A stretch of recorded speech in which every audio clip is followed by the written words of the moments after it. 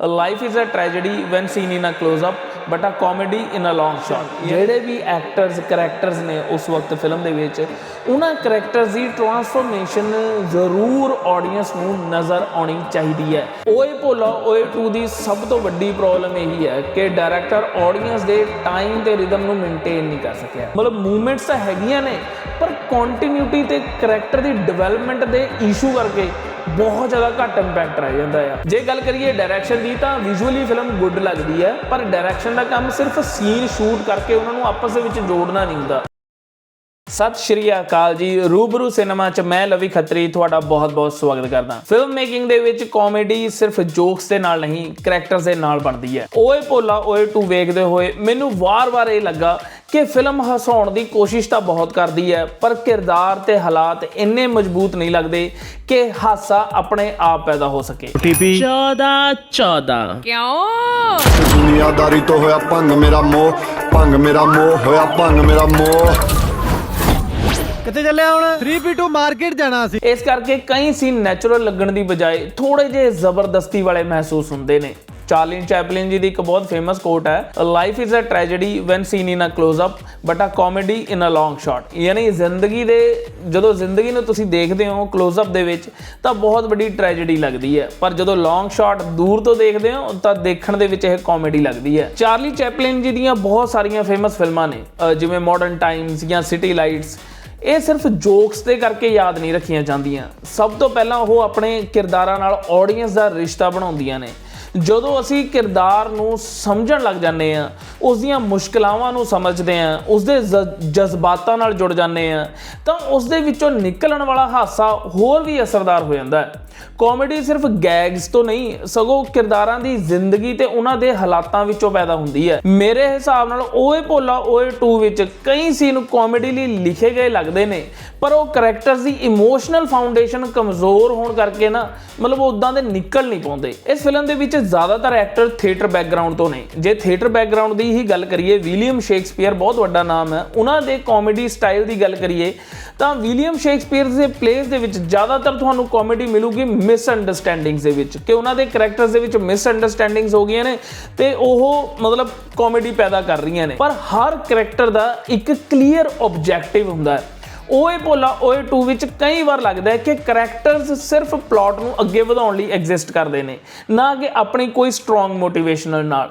ਮੈਂ ਰੀਸੈਂਟਲੀ ਇੱਕ book read ਕਰ ਰਿਹਾ ਸੀਗਾ, ਸਕਰੀਨ ਰਾਈਟਿੰਗ ਦੇ ਉੱਤੇ ਹੈ। ਮੈਂ ਤੁਹਾਨੂੰ ਸਾਰਿਆਂ ਨੂੰ ਬੋਲੂੰਗਾ ਜੇ ਤੁਸੀਂ ਫਿਲਮ ਮੇਕਿੰਗ ਦੇ ਨਾਲ ਸੰਬੰਧ ਰੱਖਦੇ ਹੋ ਜਾਂ ਫਿਲਮ ਮੇਕਿੰਗ ਕਰਨਾ ਚਾਹੁੰਦੇ ਹੋ ਤਾਂ ਇਸ ਬੁੱਕ ਨੂੰ ਜ਼ਰੂਰ ਰੀਡ ਕਰਿਓ, ਸਕਰੀਨ ਪਲੇ। ਜੇ ਤੁਸੀਂ ਨਹੀਂ ਰੀਡ ਕੀਤੀ ਤਾਂ ਮਸਟ ਰੀਡ ਕਰੋ ਯਾਰ, ਜ਼ਰੂਰ ਰੀਡ ਕਰੋ ਇਹ। ਤੇ ਉਸ ਦੇ ਵਿੱਚ ਵੀ ਉਹ ਕਹਿੰਦੇ ਨੇ ਕਿ ਜਿਹੜਾ ਸੀਨ ਹੈ ਨਾ ਉਹ ਸਟੋਰੀ ਨੂੰ ਅੱਗੇ ਲੈ ਕੇ ਜਾਣਾ ਚਾਹੀਦਾ ਆ। ਮਤਲਬ ਸੀਨ ਕਦੇ ਵੀ ਜਿਹੜੇ ਚੇਂਜ ਹੋ ਰਹੇ ਨੇ ਉਹ ਰਿਪੀਟ ਨਹੀਂ ਹੋਣੇ ਚਾਹੀਦੇ ਕਿ ਵੀ ਉੱਥੇ ਹੀ ਸਿਚੁਏਸ਼ਨ ਦੇ ਵਿੱਚ ਹੀ ਉਸੇ ਜਗ੍ਹਾ ਦੇ ਉੱਤੇ ਗੋਲ-ਗੋਲ ਘੁੰਮੀ ਜਾਣ। ਇਸ ਫਿਲਮ ਦੇ ਵਿੱਚ ਇਹ ਬਹੁਤ ਜ਼ਿਆਦਾ ਮਹਿਸੂਸ ਹੁੰਦਾ ਹੈ ਜਿਹਦੇ ਕਰਕੇ ਫਿਲਮ ਥੋੜੀ ਜਿਹੀ ਲੰਬੀ ਵੀ ਲੱਗਣ ਲੱਗ ਜਾਂਦੀ ਹੈ। ਸਕਰੀਨ ਪਲੇ ਜੇ ਤੁਸੀਂ ਬੁੱਕ ਰੀਡ ਕਰ ਲਈ ਹੈ ਤਾਂ ਮੈਂ ਤੁਹਾਨੂੰ ਇੱਕ ਹੋਰ ਬੁੱਕ ਰਿਕਮੈਂਡ ਕਰੂੰਗਾ ਜਿਸ ਦਾ ਨਾਮ ਹੈ ਸਕਰੀਨ ਰਾਈਟਿੰਗ ਦੇ ਉੱਤੇ ਹੀ ਹੈ, ਉਸ ਦਾ ਨਾਮ ਹੈ ਸਟੋਰੀ ਬਾਏ ਰੋਬਰਟ ਮੈਕੀ।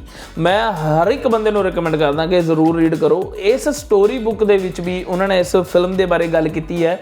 ਉਹ ਕਿਹਾ ਹੈ ਕਿ ਟਰਾਂਸਫੋਰਮੇਸ਼ਨ ਜਿਹੜੇ ਵੀ ਐਕਟਰਸ ਕਰੈਕਟਰਸ ਨੇ ਉਸ ਵਕਤ ਫਿਲਮ ਦੇ ਵਿੱਚ ਉਹਨਾਂ ਕਰੈਕਟਰਸ ਦੀ ਟਰਾਂਸਫੋਰਮੇਸ਼ਨ ਜ਼ਰੂਰ ਆਡੀਅנס ਨੂੰ ਨਜ਼ਰ ਆਉਣੀ ਚਾਹੀਦੀ ਹੈ ਕਿ ਕਰੈਕਟਰ ਨੇ ਕਿੱਥੋਂ ਸਟਾਰਟ ਕੀਤਾ ਤੇ ਕਿਵੇਂ ਕਰਕੇ ਉਸ ਦੇ ਵਿੱਚ ਚੇਂਜਸ ਆਏ ਤੇ ਐਂਡ ਦੇ ਵਿੱਚ ਉਹ ਜੋ ਵੀ ਤੁਸੀਂ ਐਂਡ ਕਰ ਰਹੇ ਹੋ ਉਹ ਪਤਾ ਲੱਗੇ, ਉਹਦੀ ਟਰਾਂਸਫੋਰਮੇਸ਼ਨ ਤੋਂ ਪਤਾ ਲੱਗੇ। ਰੋਬਰਟ ਮਿਕੀ ਦੀ ਇਹੀ ਗੱਲ ਮੇਰੇ ਲਈ ਸਭ ਤੋਂ ਜ਼ਿਆਦਾ ਇੰਪੋਰਟੈਂਟ ਸੀ ਇਸ ਫਿਲਮ ਦੇ ਵਿੱਚ ਕਿਉਂਕਿ ਮੇਰੇ ਲਈ ਫਿਲਮ ਦਾ ਸਭ ਤੋਂ ਕਮਜ਼ੋਰ ਹਿੱਸਾ ਇਹੀ ਸੀ ਕਿ ਮੈਂ ਕਿਸੇ ਵੀ ਕਰੈਕਟਰਸ ਦੇ ਇਮੋਸ਼ਨਲ ਸਫਰ ਨਾਲ ਕਨੈਕਟ ਹੀ ਨਹੀਂ ਕਰ ਸਕਿਆ। ਮਤਲਬ ਕਰੈਕਟਰਸ ਦੇ ਆਰਕਸ ਬਹੁਤ ਜ਼ਿਆਦਾ ਲਿਮਿਟਡ ਲੱਗਦੇ ਨੇ।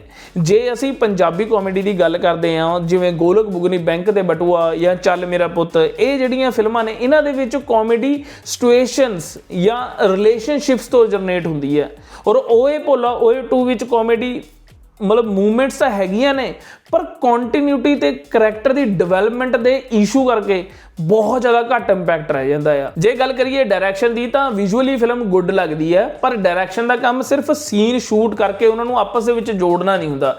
ਡਾਇਰੈਕਸ਼ਨ ਦਾ ਕੰਮ ਬਹੁਤ ਜ਼ਿਆਦਾ ਡਿਫਰੈਂਟ ਹੁੰਦਾ ਆ। ਮੈਂ ਮਤਲਬ ਕਿ ਘੈਂਟ ਇੱਕ ਬਹੁਤ ਹੀ ਜ਼ਬਰਦਸਤ ਡਾਇਰੈਕਟਰ ਨੇ ਆਂਦਰੀਆ ਤਾਰਕੋਵਸਕੀ ਆਪਣੀ ਕਿਤਾਬ ਸਕਲਪਟਿੰਗ ਇਨ ਟਾਈਮ ਵਿੱਚ ਵੀ ਕਹਿੰਦੇ ਨੇ ਕਿ ਡਾਇਰੈਕਟਰ ਦਾ ਕੰਮ ਸਿਰਫ ਇੱਕ ਸਟੋਰੀ ਸੁਣਾਉਣਾ ਨਹੀਂ ਹੁੰਦਾ।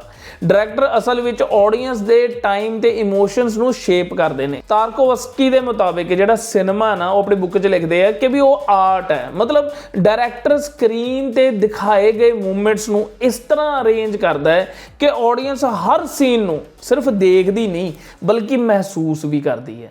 ਔਰ ਮੈਨੂੰ ਲੱਗਦਾ ਕਿ ਹਰ ਇੱਕ ਡਾਇਰੈਕਟਰ ਦਾ ਇਹੀ ਕੰਮ ਹੁੰਦਾ ਹੈ ਕਿ ਜਦੋਂ ਉਹ ਕਹਾਣੀ ਸੁਣਾ ਰਿਹਾ ਹੈ ਉਹ ਕੱਲੀ ਸੁਣੀ ਨਾ ਜਾਵੇ, ਕੱਲੀ ਦੇਖੀ ਨਾ ਜਾਵੇ, ਉਹ ਮਹਿਸੂਸ ਵੀ ਹੋਵੇ।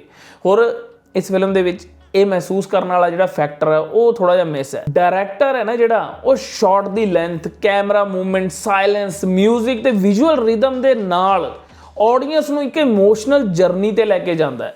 ਇਸ ਕਰਕੇ ਗ੍ਰੇਟ ਸਿਨੇਮਾ ਸਿਰਫ ਇਵੈਂਟਸ ਦਾ ਕਲੈਕਸ਼ਨ ਨਹੀਂ ਹੁੰਦਾ, ਇਹ ਆਡੀਅנס ਦੇ ਅੰਦਰ ਇੱਕ ਇਮੋਸ਼ਨਲ ਐਕਸਪੀਰੀਅੰਸ ਕ੍ਰੀਏਟ ਕਰਨਾ ਹੁੰਦਾ ਹੈ।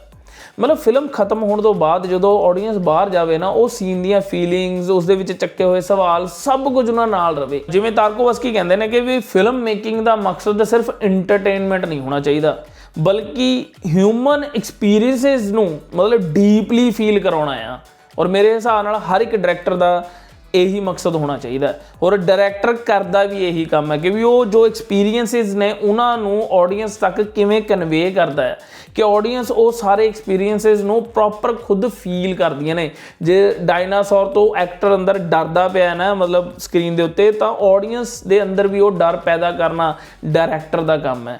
ਔਰ ਇਸ ਦੇ ਵਿੱਚ ਇਹ ਡਾਇਰੈਕਸ਼ਨ ਪਾਰਟ ਥੋੜਾ ਜਿਹਾ ਮਿਸਿੰਗ ਹੈ। ਓਏ ਭੋਲਾ ਓਏ 2 ਦੀ ਸਭ ਤੋਂ ਵੱਡੀ ਪ੍ਰੋਬਲਮ ਇਹੀ ਹੈ ਕਿ ਡਾਇਰੈਕਟਰ ਆਡੀਅנס ਦੇ ਟਾਈਮ ਤੇ ਰਿਦਮ ਨੂੰ ਮੇਨਟੇਨ ਨਹੀਂ ਕਰ ਸਕਿਆ।